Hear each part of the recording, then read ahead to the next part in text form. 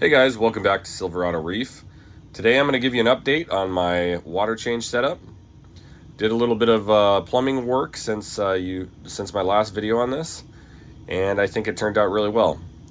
I am a little sick today, so pardon me as I try to make my way through this video. Hopefully it's not too frustrating for you.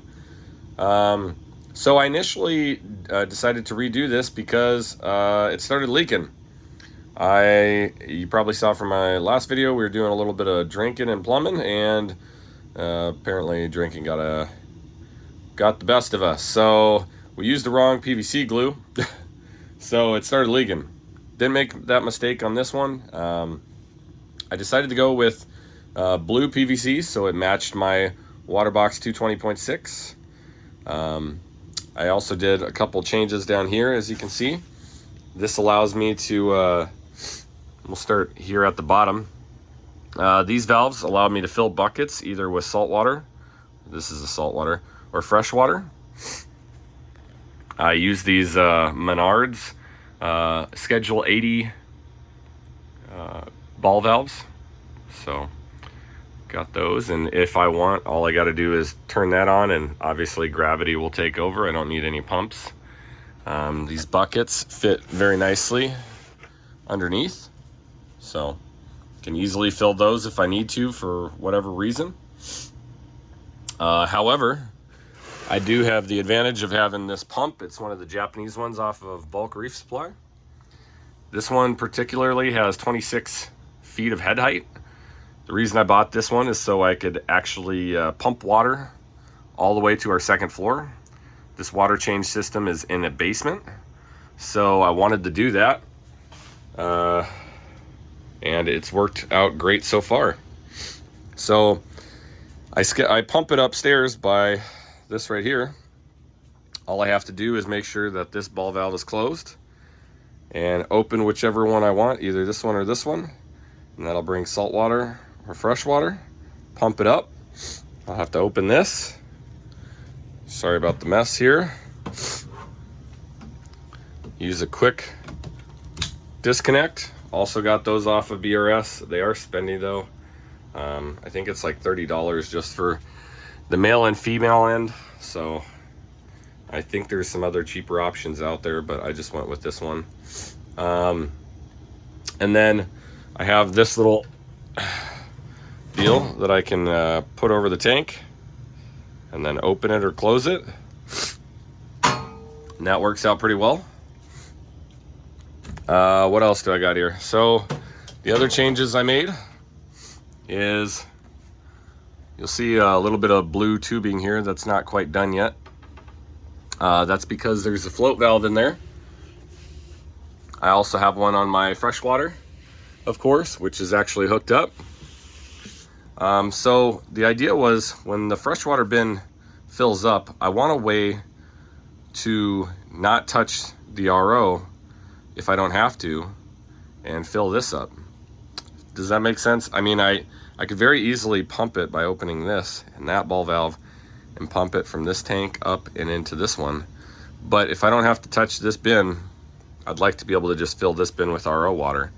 And this RO unit can fill this entire bin in 24 hours. So it's not like I'm gonna need instant access to salt water immediately. I mean, I could, but then I'll just pump that over. So I have a Gyre 350 to help mix the water in there. I can also do that by opening one of this ball valve here and that ball valve, and I'll pump it up and keep mixing it. These tanks I got at a local farm.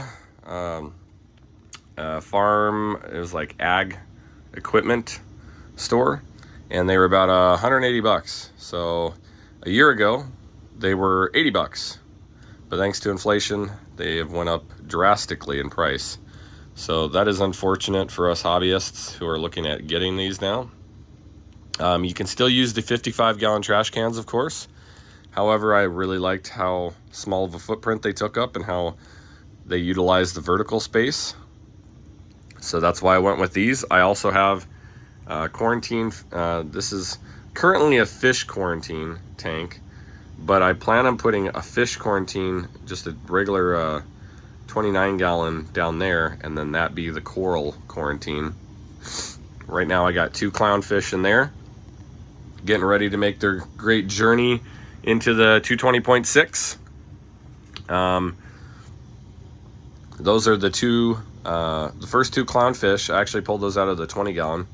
Those are the first 2 clownfish, actually the first 2 fish I've had in the saltwater hobby. So they're making their way into, I guess technically it's their 2nd tank now, and into their 3rd tank. So what else do I got here? So I got my flush valve. I don't have my gauge hooked up because it started leaking, so disconnected that. Apparently I have a problem with leaks. And then I got my pump with a sediment filter. I highly recommend that if you guys have a pump, definitely get a sediment filter. It costs, I think, less than 10 bucks, but it will literally save the life of your $100+ pump. I got this one. It was brand new at a local fish store, and somebody traded it in, so it was technically quote unquote used. So I got it for $100, which I think is half off of the normal price. So I was pretty excited about that. I don't really need it yet. However, as I add on to my RO system, I do expect that I will need to utilize it at some point. I just couldn't turn down that deal for $100. And I knew, like I said, I knew I was going to need it eventually. Other than that, it's pretty much all I got for you guys. I still have not added my smart switch for the pump, which is really easy because it's in the next room. I just haven't added it yet. Currently, I'm just plugging it in and unplugging it.